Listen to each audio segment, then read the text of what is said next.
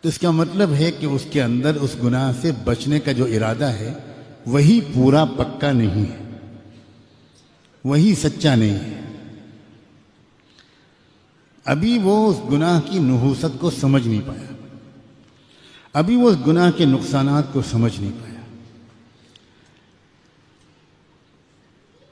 عزیز نوجوانوں کو پوری دنیا میں اللہ یہ سمجھنے کی توفیق دے کہ زندگی کا سب سے قیمتی حصہ ہے جوانی۔ بننا ہوتا ہے جن انسانوں کو وہ جوانی ہی میں بنتے ہیں، بگڑنا ہوتا ہے جن کو وہ جوانی ہی میں بگڑتے ہیں۔ اگر یہ حصہ زندگی کا، اسی میں وہ صحت ہوتی ہے، اسی میں وہ قوت ہوتی ہے کہ انسان اس میں زیادہ سے زیادہ نیک اعمال کر سکتا ہے۔ بڑھاپے کی معذوریاں، مجبوریاں یہ تو تبھی معلوم ہوتی ہیں انسان کو جب خود بڑھاپا اس کے اوپر حاوی ہو جاتا ہے۔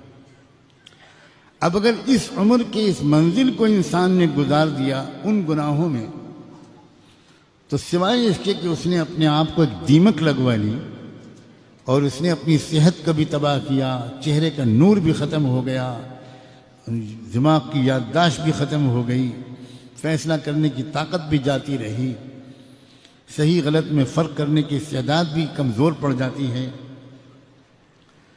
تو اپنے نفس کو سمجھائیں اور اس معاملے میں یعنی ترک معاصی کے معاملے میں، گناہوں کے چھوڑنے کے معاملے میں سنجیدہ بنیں۔ یہ جملہ حساس آدمی کے لیے بہت کافی ہے۔ جو انسان یہ کہتا ہے کہ مجھ سے گناہ چھوٹتے نہیں، شاید اس نے اپنے گناہوں کے چھوڑنے کا سچا ارادہ ہی نہیں کیا۔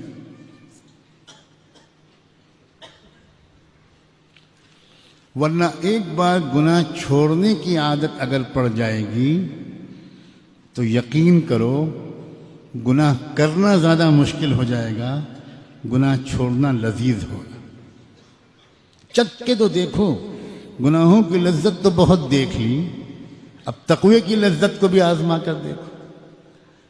اب گناہوں سے پاک صاف زندگی کا جو سرور اور مزہ ہے اس کو بھی چکھ کر دیکھو، اس کے ذائقے کو بھی چکھ کر دیکھو۔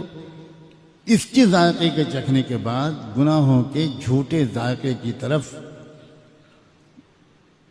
آنکھ اٹھا کر دیکھنے کا بھی دل نہیں چاہے گا۔